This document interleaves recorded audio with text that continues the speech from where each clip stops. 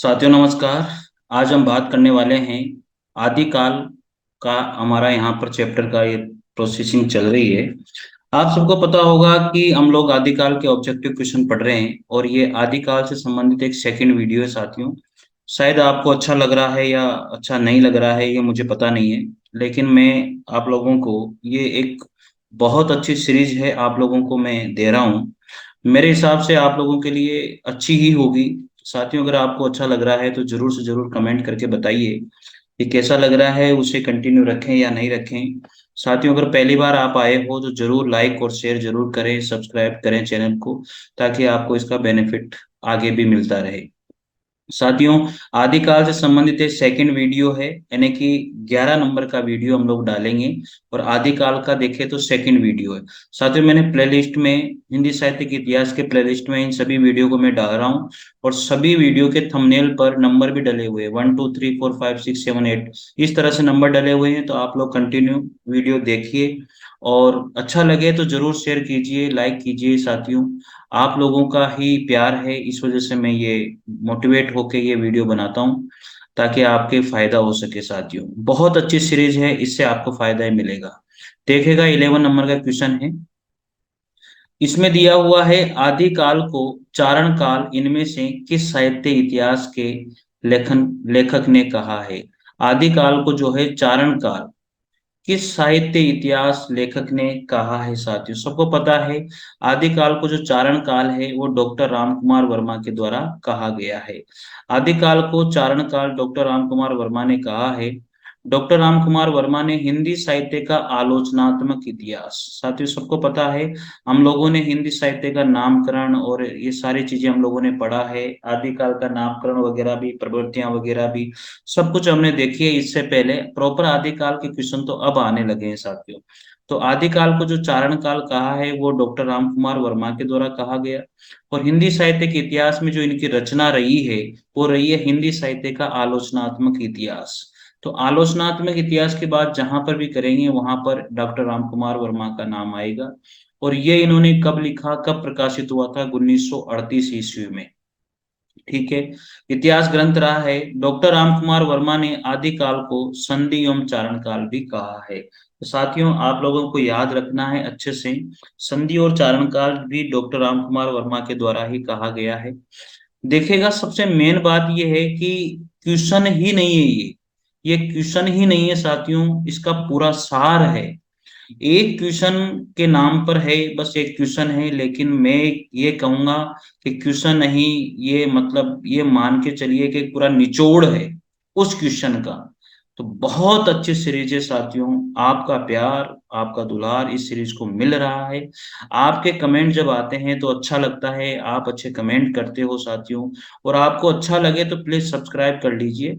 और जरूर से जरूर कमेंट करके जरूर बताइए साथियों कि सर बहुत अच्छी सीरीज है और आप कंटिन्यू रखिए, तो मुझे थोड़ा सा अच्छा मोटिवेट होता हूँ और अच्छा मैं करने की कोशिश करता हूँ। अगला अगली लाइन है, डॉक्टर मोहन अवस्थी ने आदिकाल को आधार काल कहा है। साथियों, तो देखिए अगला प्रश्न ये बन जाता है, डॉक्टर मोहन अवस्थी ने जो है आदिकाल को क्या कहा? आधार काल कहा। इस तरह से क्वेश्चन बन जाता है। फिर अगला है, शिव सिंह सेंगर ने शिव सिंह सरोज 1883 ईस्वी में एक इतिहास ग्रंथ लिखा। ठीक है। अब देखिए, अब यहाँ पर जो है आदिकाल को अलग अलग लोगों ने, अलग अलग लेखक ने, अलग अलग ग्रंथकारों ने, अलग अलग रचनाकारों ने अलग अलग नाम दिए हैं। तो कितना अच्छा क्वेश्चन एक बन जाता है। जो चारण काल कहा है वो किसने कहा है? आदिकाल को डॉक्टर गिरेशन के द्वारा कहा। आरंभी काल किसने कहा? मिश्र बंधुओं ने कहा। बीज वपन काल किसने कहा? महावीर प्रसाद द्विवेदी ने आदिकाल को कहा। आदिकाल को वीरगाथा काल आचार्य रामचंद्र शुक्ल ने कहा। आदिकाल को आदिकाल हजारी प्रसाद द्विवेदी ने कहा। सिद्ध सामंत काल राहुल सांकृत्यायन के द्वारा कहा गया है। साथियों, इसमें सबसे बड़ी दिक्कत क्या हो रही है कि जो चारण काल है वो तो डॉक्टर जॉर्ज अब्राहम ग्रेसन के द्वारा कहा गया है, ये मैं भी मानता हूं, लेकिन क्वेश्चन के अंदर जो है डॉक्टर जॉर्ज अब्राहम ग्रेसन नहीं दिया हुआ, तो फिर आपको डॉक्टर रामकुमार वर्मा लगाना ही पड़ेगा। ठीक है। अब अगर ये संधि चारण काल दे देते तो डॉक्टर रामकुमार वर्मा 100% करेक्ट हो जाते। तो यहाँ पर डॉक्टर राम कुमार वर्मा की जगह डॉक्टर गिरीशन आना चाहिए था, लेकिन नहीं आया, तो फिर अपन को यही लगाना पड़ेगा साथियों। इसलिए आप अच्छे से ध्यान से रखिए, संधि और चारण काल जो है डॉक्टर राम कुमार वर्मा ने कहा है आदिकाल को, और चारण काल डॉक्टर जॉर्ज अब्राहम गिरीशन ने कहा है। और आप सबको पता है कि डॉक्टर मोहन अवस्थी ने जो है आदिकाल को आधार काल कहा। शिव सिंह सेंगर ने शिव सिंह सरोज 1883 में लिखी थी, इतिहास ग्रंथ है। तो डॉक्टर गिरीशन चारण काल कहते हैं, मिश्र बंधु आरंभिक काल कहते हैं, महावीर प्रसाद द्विवेदी बीज वपन काल कहते हैं। साथियों इसमें कंफ्यूज हो गए आप, बीज वपन काल जो है महावीर प्रसाद द्विवेदी और हजारी प्रसाद द्विवेदी में, इसमें कंफ्यूज हो गए। लेकिन हजारी प्रसाद को आदिकाल के लिए है, आदिकाल जो कहा है आदिकाल को हजारी प्रसाद, इस तरह का साउंड आप देख लेना। बीज वपन काल में महावीर, वीर जहां पर आ रहा है बीज वपन काल हो जाएगा। वीर गाथा काल आचार्य रामचंद्र शुक्ल का आपको अच्छे से याद है, इसमें कोई दिक्कत नहीं है। शिव सिंह सरोज किसने लिखी? शिव सिंह सेंगर के द्वारा लिखी गई 1883 में, एक हिंदी साहित्य का इतिहास ग्रंथ रहा है। अगला प्रश्न है 12 नंबर का, देखो अब इसमें कितने प्रश्न बन जाते हैं, 1 2 3 4 5 6 7 8, देखो यहाँ पर ये 9 और ये 10, 10 क्वेश्चन बन जाते हैं, एक ही क्वेश्चन के अंदर 10 क्वेश्चन हो रहे हैं। अगला प्रश्न है, अमीर खुसरो हिंदी साहित्य के किस काल से संबंधित कवि हैं? जो अमीर खुसरो है वो हिंदी साहित्य के आदि काल से संबंधित कवि माने जाते हैं साथियों। किससे संबंधित कवि माने जाते हैं? आदि काल से संबंधित कवि माने जाते हैं। किससे संबंधित कवि हैं? आदि काल से संबंधित। तो अमीर खुसरो जो है हिंदी साहित्य के किस काल से संबंधित थे? आदि काल से संबंधित थे। अमीर खुसरो हिंदी साहित्य के आदिकाल से संबंधित कवि हैं। अब अमीर खुसरो को पूरी डिटेल दी हुई है साथियों, यहाँ पर देखिए आप। अमीर खुसरो 1253 से 1325 ईस्वी तक रहे। इनका वास्तविक नाम अब्बुल हसन था। अमीर अमीर खुसरो निजामुद्दीन औलिया के शिष्य थे। अमीर खुसरो को खड़ी बोली हिंदी का आदि कवि माना जाता है। खुसरो ने दिल्ली के सिंहासन पर 11 राजाओं का आरोहण देखा, मतलब 11 राजाओं का शासन देखा। डॉक्टर ईश्वरी प्रसाद ने अमीर खुसरो को महाकवि और कवियों में राजकुमार की संज्ञा दी है। ये लाइन आपको कहीं नहीं मिलेगी। डॉक्टर ईश्वरी प्रसाद ने जो है अमीर खुसरो को, याद रखना किसने? डॉक्टर ईश्वरी प्रसाद ने अमीर खुसरो को महाकवि या कवियों में राजकुमार की संज्ञा दी है। विद्वानों ने अमीर खुसरो द्वारा रचित ग्रंथों की संख्या 100 बताई है। इनमें से प्रमुख ग्रंथ हम लोग यहाँ देखते हैं, खालिक बारी, पहेलियां, मुकरियां, दो सूखने और गजल, ये अमीर खुसरो के ग्रंथ हैं। एक बार फिर देखते हैं, अमीर खुसरो किस काल से संबंधित थे? आदि काल से संबंधित थे। अमीर खुसरो जो है 1253 से 1325 ईस्वी तक रहे। इनका वास्तविक नाम अब्बुल हसन था। अमीर खुसरो के गुरु, अमीर खुसरो जो है निजामुद्दीन औलिया के शिष्य थे, अर्थात इनके गुरु निजामुद्दीन औलिया रहे हैं। अमीर खुसरो को खड़ी बोली हिंदी का आदि कवि कहा जाता है। खुसरो ने दिल्ली के सिंहासन पर 11 राजाओं का आरोहण देखा था। डॉक्टर ईश्वरी प्रसाद ने अमीर खुसरो को महाकवि और कवियों में राजकुमार की संज्ञा दी। किसने? डॉक्टर ईश्वरी प्रसाद ने।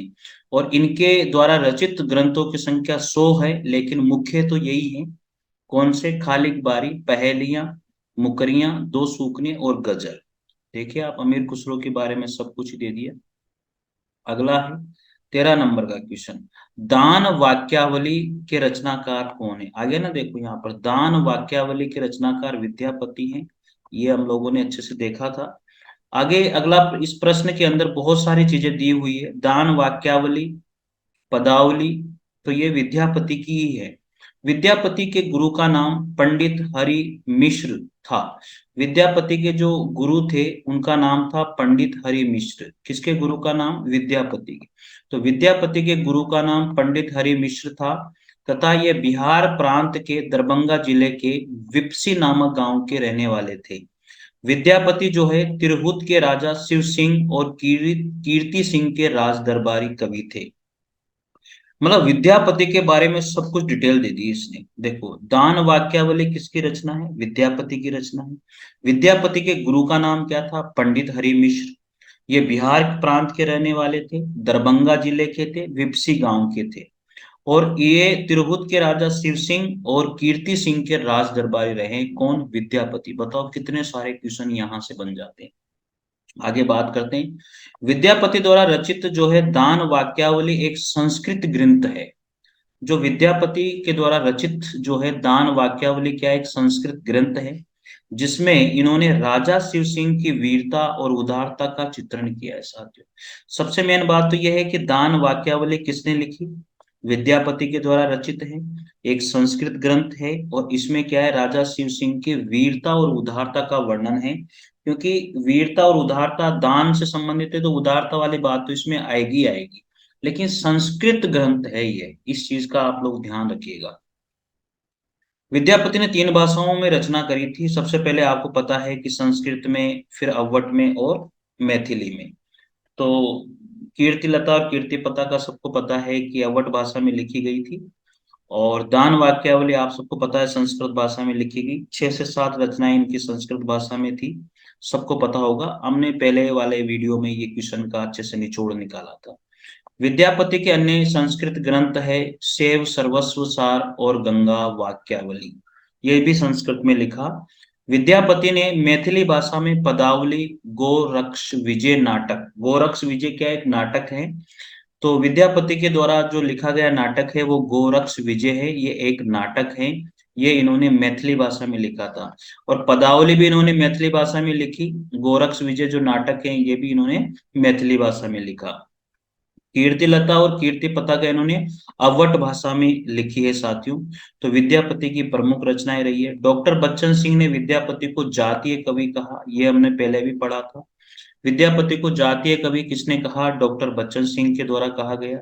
सूर्यकांत त्रिपाठी निराला ने पदावली के श्रृंगारिक पदों की मादकता को नागिन की लहर कहा। देखो आप, तो पदावली के जो श्रृंगारिक पद हैं उसको नागिन की लहर किसके द्वारा कहा गया? निराला के द्वारा। विद्यापति सबको पता है शैव संप्रदाय थे, शैव धर्म को मानने वाले कवि थे। राजा लक्ष्मण लक्ष्मण सेन के सभा कवि जयदेव ने 12 सर्गों में कोमलकांत पदावली में गीत गोविंद की रचना करी है। पद्माकर जो रीतिकालीन कवि हैं, पद्माकर कौन है? रीतिकालीन कवि हैं, ने प्रबोध पचासा, गंगा लहरी और राम रसायन जैसे ग्रंथों की रचना करी। भूषण ने शिवराज भूषण, शिवा बावनी, छत्रसाल दशक आदि ग्रंथों की रचना करी है साथियों। तो ये थोड़ा सा एक्स्ट्रा है इसमें, तो आप लोग इसे देख लीजिएगा। ये तीनों पॉइंट जो है ये ऑप्शन में दिए हुए हैं तीनों के तीनों, इसलिए यहाँ पर इनका भी थोड़ा बहुत वर्णन किया गया है। तो राजा लक्ष्मण सेन के सभा कवि जयदेव ने 12 सर्गों में कोमलकांत पदावली में गीत गोविंद की रचना करी है। पद्माकर एक रीतिकालीन कवि हैं, इन्होंने प्रबोध पचासा, गंगा लहरी, राम रसायन जैसे ग्रंथों की रचना करी। भूषण ने शिवराज भूषण, शिवा बावनी और छत्रसाल आदि दशक आदि ग्रंथों की रचना करी है। 14 नंबर का प्रश्न आ जाता है, विद्यापति को कृष्ण भक्तों की परंपरा में न समझना चाहिए, यह इनमें से किसका कथन है? विद्यापति को, वेरी वेरी इंपॉर्टेंट क्वेश्चन है, विद्यापति को कृष्ण भक्तों की परंपरा में न समझना चाहिए, ये कथन किसका है? तो ये किसने कहा था? आचार्य रामचंद्र शुक्ल के द्वारा कहा गया। देखिए साथियों, अधिकतर जो कथन आते हैं ना वो आचार्य रामचंद्र शुक्ल से ही संबंधित होते हैं। अगर आपको कुछ भी पता नहीं लग रहा है तो आप मान सकते हो आचार्य रामचंद्र शुक्ल को ही मान सकते हो, जहां तक मुझे लगता है। अगर कुछ भी पता आपको नहीं है तो विद्यापति को कृष्ण भक्तों की परंपरा में न समझना चाहिए, इनमें से किसका कथन है? रामचंद्र शुक्ल का। तो विद्यापति को कृष्ण भक्तों की परंपरा में न समझना चाहिए, ये आचार्य रामचंद्र शुक्ल ने कहा है। आचार्य रामचंद्र शुक्ल ने और भी बातें कही है। आध्यात्मिक रंग के चश्मे आजकल बहुत सस्ते हो गए, उन्हें चढ़ाकर जैसे कुछ लोगों ने गीत गोविंद को आध्यात्मिक संकेत बताया है, वैसे ही विद्यापति के इन पदों को भी, ये भी विद्यापति के बारे में आचार्य रामचंद्र शुक्ल ने कहा। विद्यापति को जाति कवि बच्चन सिंह ने कहा। विद्यापति की जो पदावली है उनके श्रृंगारिक पदों को नागिन की लहर निराला जी ने कहा। और महामहोपाध्याय हरप्रसाद शास्त्री विद्यापति को जो है पंच देवोपासक स्वीकार करते हैं। तो विद्यापति के बारे में बहुत सारी बातें हैं। महोपाध्याय हरप्रसाद शास्त्री विद्यापति को पंचदेवोपासक स्वीकार करते हैं। हजारी प्रसाद द्विवेदी ने विद्यापति को श्रृंगार रस के सिद्ध वाक कवि कहा। श्रृंगार रस का सिद्ध वाक कवि जो है विद्यापति को हजारी प्रसाद द्विवेदी के द्वारा कहा गया है। साथियों, विद्यापति तो खत्म हो गया, यूं मान के चलो आप। विद्यापति जी के बारे में तो बहुत कुछ दे दिया इन्होंने, बहुत कुछ। आपके भी नोट्स में भी नहीं होगा, ये मान लो आप, डिटेल में लिखी हुई चीजों में भी नहीं होगा। इतनी बातें यहाँ पर हमने विद्यापति जी के बारे में कर ली है साथियों। मेरे हिसाब से आपको भी अच्छा ही लग रहा होगा साथियों। और अगर अच्छा लग रहा है ना, तो दिल से अगर अच्छा लग रहा है तो जरूर चैनल को सब्सक्राइब कर लीजिए, लाइक कीजिए साथियों, और कमेंट करके आप बताइए, तो मुझे भी पता लगे कि आपको अच्छा लग रहा है। पढ़ लिया कोई बात नहीं, अच्छी बात है, लेकिन कमेंट करके अगर आप मुझे बताओगे तो मुझे भी थोड़ा सा यार मतलब फायदा होगा, मतलब अपने अंदर से मोटिवेशन मुझे भी मिलेगा, ताकि मैं आप लोगों के लिए और भी अच्छे से अच्छे क्वेश्चन निकाल करके लेके आऊं। इससे भी बेस्ट चीजें मेरे पास है जो मैं आप लोगों को देना चाहता हूं साथियों। इसलिए ज्यादा से ज्यादा शेयर कीजिए, लाइक कीजिए साथियों, तो अच्छा लगेगा यार। आप सब अच्छे पढ़ने वाले बच्चे हो, अच्छे हो। देखिएगा, आदिकाल के अंतर्गत सरहप्पा, लुहीपा आदि कवि किस साहित्य से संबंधित थे? आदिकाल के अंतर्गत जो सरहप्पा, लुहीपा और ये जितने भी कवि हैं, सारे के सारे राज साहित्य यानी कि जैन साहित्य से संबंधित कवि माने जाते हैं। किससे संबंधित? सिद्ध साहित्य से, सॉरी सॉरी सॉरी, सिद्ध साहित्य से संबंधित माने जाते हैं। सरप्पा सिद्ध साहित्य से, लुईपा, ये सारे के सारे जो है सिद्ध साहित्य से संबंधित कवि हैं। रासो साहित्य से संबंधित जैन साहित्य आता है। देखिएगा, इसमें बहुत सारी बातें दी गई है। सिद्ध साहित्य वज्र यानी सिद्धों के द्वारा रचा गया साहित्य, ये पॉइंट आता है बहुत सी बार। सिद्ध साहित्य में कौन सी शाखा की बात करते हैं? वज्र यानी शाखा की बात की जाती है। इनका जो संबंध है बौद्ध धर्म से है। सिद्ध साहित्यों का जो संबंध है ना, वो बौद्ध धर्म से है। आप लोगों को पता भी नहीं होगा साथियों, मैं आपको बता दूं किस संबंध, बौद्ध धर्म से। ये भारत के पूर्वी भाग में सक्रिय हुए थे। कौन से भाग में? पूर्वी भाग में। और इनकी संख्या 84 मानी गई है। इनमें मेन है सरप्पा, सबरपा, लुहीपा, डोम्बीपा, कुकरीपा, ये प्रमुख हैं। सरप्पा को प्रथम सिद्ध कवि कहते हैं। सरप्पा को प्रथम सिद्ध कवि राहुल सांकृत्यायन के द्वारा कहा गया। इन्हें हिंदी का प्रथम कवि माना जाता है इनके द्वारा। साधना अवस्था से निकली सिद्धों की वाणी चर्या गीत कहलाती है। साधना अवस्था से निकली सिद्धों की वाणी क्या कहलाती है? चर्या गीत कहलाती है। इसमें महासुखवाद तथा ईश्वर ईश्वरत्व की प्राप्ति पर बल दिया गया है। सिद्ध साहित्य में लुईपा सर्वश्रेष्ठ माने जाते हैं। सिद्ध साहित्य में जो सर्वश्रेष्ठ माने जाते हैं वो लुईपा को माना जाता है साथियों। कितनी सारी बातें यहाँ पर हम लोगों ने सिद्धों के बारे में समझी है। मेरे हिसाब से बहुत सारी चीजें ऐसी है जो आपके नोट्स में भी लिखी हुई नहीं होगी साथियों। सिद्ध साहित्य में सर्वश्रेष्ठ सिद्ध कौन है? लुईपा है, नहीं मिलता। आगे है, ये किस क्षेत्र में थे? भारत के पूर्वी भाग में थे। इनकी संख्या 84 थी। सरप्पा को प्रथम कवि, हिंदी का प्रथम कवि कौन मानते हैं? राहुल सांकृत्यायन मानते हैं। साधना अवस्था से निकली सिद्धों की वाणी क्या कहलाती है? चर्या गीत कहलाती है। सिद्ध साहित्य जो है वज्रयानी सिद्धों के द्वारा रचा गया साहित्य है। इनका संबंध किस धर्म से है? बौद्ध धर्म से है। कहाँ मिलती है ऐसी चीजें यार? मैं बता रहा हूँ ना आप लोगों को, आपको नहीं मिलती है भाई। बहुत तगड़ी, मतलब तगड़ी सामग्री है ये। निम्नलिखित काव्य धाराओं में से कौन सी काव्य धारा भक्ति काल के अंतर्गत नहीं आती है? तो रासो काव्य धारा भक्ति काल के अंतर्गत नहीं आती। राम भक्ति काव्य धारा, ज्ञानाश्री काव्य धारा, कृष्ण भक्ति काव्य धारा, ये तीनों तो आती है साथियों।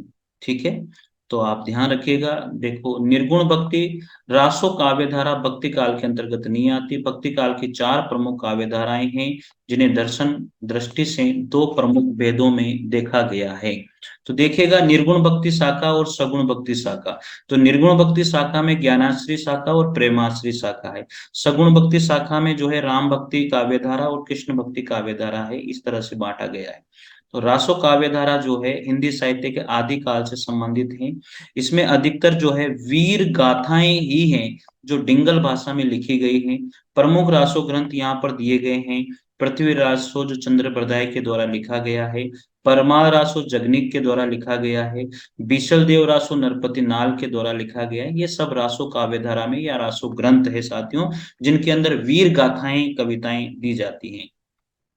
अगला प्रश्न आता है, सिद्ध सामंत युग की कविताओं की सृष्टि आकाश में नहीं हुई। सिद्ध सामंत युग की कविताओं की सृष्टि आकाश में नहीं हुई, वे हमारे देश की ठोस धरती की उपज हैं। ये कथन किसका है? ये राहुल सांकृत्यायन का कथन है। सिद्ध सामंत युग, तो ये सबको पता है कि राहुल सांकृत्यायन जी के द्वारा ही कहा गया है।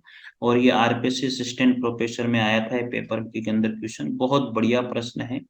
ऐसे प्रश्न पूछे जाते हैं। सिद्ध सामंत युग की काव्य धाराओं की सृष्टि आकाश में नहीं हुई, वे हमारे देश की ठोस धरती की उपज हैं। ये कथन राहुल सांकृत्यायन जी के द्वारा कहा गया है। ठीक है, राहुल सांकृत्यायन को महापंडित भी कहते हैं। महापंडित के नाम से किसको जाना जाता है? राहुल सांकृत्यायन जी को जाना जाता है। ये आप नोट कर लीजिए अपनी कॉपी में, अगर नोट नहीं हो रहा है तो।